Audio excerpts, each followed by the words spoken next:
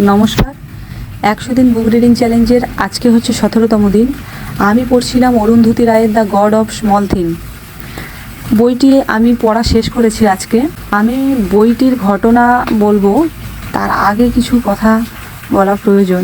এই উপন্যাসটি এরকম উপন্যাস নয় যে উপন্যাসটি আমি শেষ করেছি, কি হয়েছে বলে দিয়েছি। জিনিসটা একদমই এরকম নয়। আসলে লেখিকা আমাদের একটা সরল রেখাতে কোনো গল্প বলেননি। তিনি শেষে ঘটে যাওয়া কিছু ঘটনার ইঙ্গিত আমাদের একদম প্রথমে দিয়ে দিয়েছিলেন, এবং আমরা বলতে পারি যে সেই যে ইঙ্গিত তিনি দিয়েছেন তারই সমাধানের দিকে যে আমরা এক সরলরেখাতে যাচ্ছি সেটাও কিন্তু নয়। মানে এমন একটা হয় এই উপন্যাসটি পড়তে পড়তে, এর আগেও আমি বলেছি যে কোনো ঘটনা ঘটছে পরপর ঘটে যাচ্ছে এরকম নয়, কিন্তু তারপরও এত অদ্ভুত উপন্যাসটি পড়তে পড়তে আমাদের এমন ধরনের অনুভূতির আমাদের মধ্যে সৃষ্টি হবে যে আমরা সেই উপন্যাস পড়া বন্ধ করে কোনো কিছু করতে পারি না, আমরা খেতে পারি না, আমরা কোথাও গিয়ে মানে গল্প করতে পারি না। আমাদের যেন ওই উপন্যাসই যেন আমাদেরকে টেনে আনছে, কিন্তু উপন্যাসের গল্প কিন্তু সেভাবে এগোয় না। অথচ একটা অদ্ভুত কি বলবো, আমাদের মধ্যে একটা মানে ওই উপন্যাসের মধ্যে একটা আকর্ষণ কাজ করে। আমরা যেন স্বস্তি পাই না, যেন মনে হয় যেন এটা মানে কতক্ষণে আমরা শেষ করব।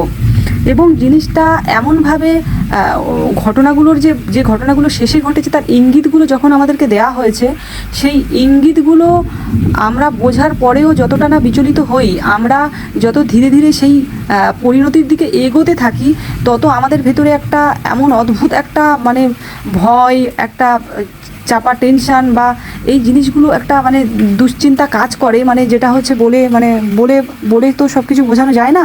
কি বলবো, এটা তো শুধু একটা ঘটনা নয় আসলে। আবার এই যে উপন্যাসে ঘটনার থেকে সেই ঘটনাগুলো, উপন্যাসে যে সমস্ত চরিত্রগুলো আছে, এই ঘটনাগুলো ওই চরিত্রগুলোর উপরে, ওই চরিত্রের মানে ওই মানুষগুলোর উপরে কতটা প্রভাব ফেলছে সেটা কিন্তু উপন্যাসে গুরুত্বপূর্ণ বিষয়।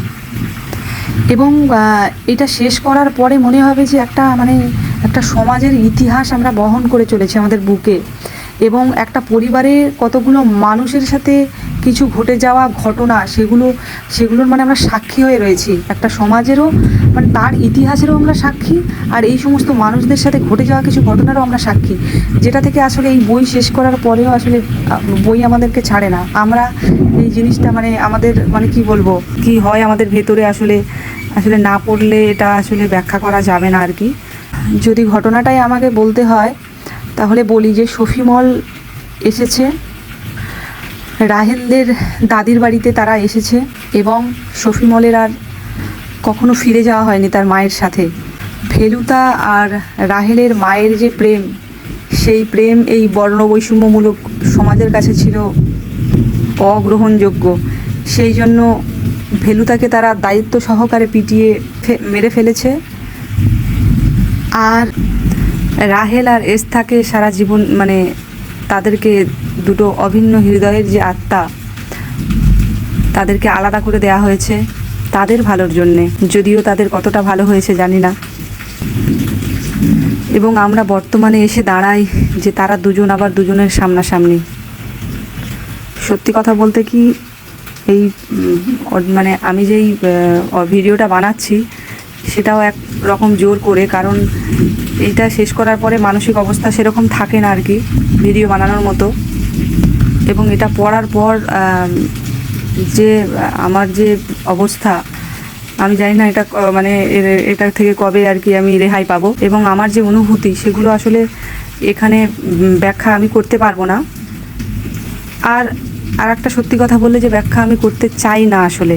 এত কিছুর অনুভূতি এত রকমের মানে একসাথে হচ্ছে, কী ধরনের কি হচ্ছে সেটাও মানে বলা মুশকিল। তো এই পর্যন্ত।